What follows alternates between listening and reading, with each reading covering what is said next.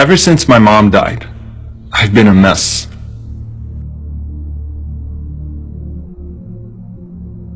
My emotional disarray has translated into much of my life becoming a pile of junk. I need to get married. I need a woman who can reorganize my life, cook for me, clean for me, and take care of me. I mean, look at me. I'm pitiful. But how am I supposed to clean up after myself when I've already got so much on my plate?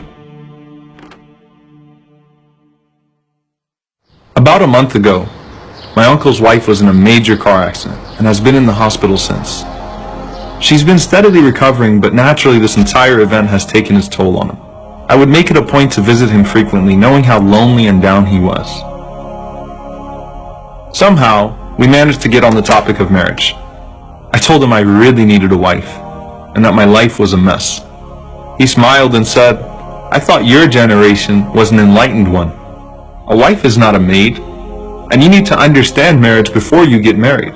He pointed out that he had no problem keeping his house clean in his wife's absence, and that even when she is around, he still helps around the house, because he believes that he and his wife are partners, even when it comes to household responsibilities. He reminded me of the Prophet, peace be upon him, saying, "The best of you are those who are best to their wives." No man in history was as busy as the Prophet, peace be upon him, or as important to the world as he was. But that didn't stop him from constantly being in the service of his own household. Aisha radiallahu anha says that the Prophet, peace be upon him, used to repair his own shoes and mend his own clothes without complaints. And with all that, he never deprived his family of that infectious smile he was so famous for. Men are from Mecca and women are from Medina, but in the end, we're all from Allah. And though at times it seems impossible to understand one another, Allah created us in our own unique ways to complete one another. And that's not just in regards to marriage. That's a rule of life. Be it a mother with her son, a wife with her husband, a daughter with her father, a sister with her brother. There's something special about the bond between men and women.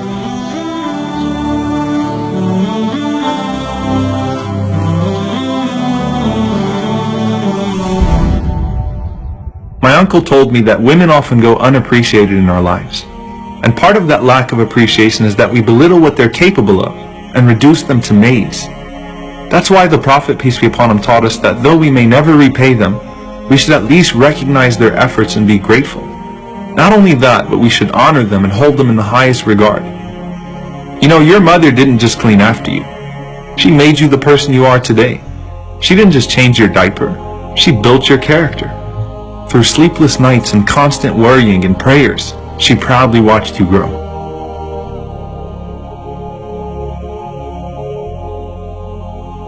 And you know, if we pay close enough attention, we'll realize that every woman in our lives has taught us something. If nothing else, how to be more loving and compassionate.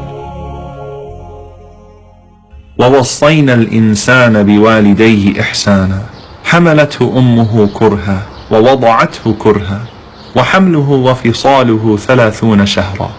Allah mentioned 3 things that your mother did for you that no one else has. She carried you, gave birth to you, and nurtured you in your infancy. Perhaps that's why when the Prophet, peace be upon him, was asked, "Who is most deserving of my affection?" he said, "Your mother 3 times, then your father." My uncle told me that in anticipation of his wife coming home, he wanted to do something thoughtful for her to show her how much he loved her. Her favorite pastime was putting puzzles together, especially with her grandchildren.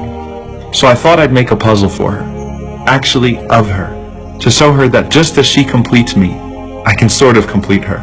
She absolutely loved it, and I loved that she loved it.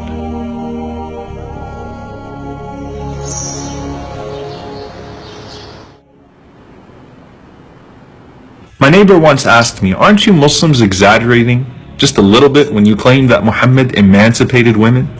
Just because he spoke out against killing your daughters and beating your wives? I mean, aren't those things understood? Do you really need a prophet or a holy book to get that?" I told him that the women in the days of ignorance were viewed as less than cattle, and that the Prophet went beyond simply teaching us not to abuse or harm them, but he taught us to honor and cherish them. Besides, wouldn't you agree that sometimes transformative figures are needed to call people out on their brutality? and remind them of what makes them human? He finally said, "Yeah, I guess so. But that's not the same." But he and I both knew that it was. And let's face it, we all need to be reminded at times. And throughout this process, not only was I able to rearrange my life, but my beliefs as well. And as usual, the Prophet, peace be upon him, was right. Rasulullah, how amazing must you have been that when you said the best amongst you are those who are best to their wives, our mother Aisha responded, and you are the best of them. Not only were you the greatest prophet, leader, and teacher, you were the greatest son, husband, and father to ever live.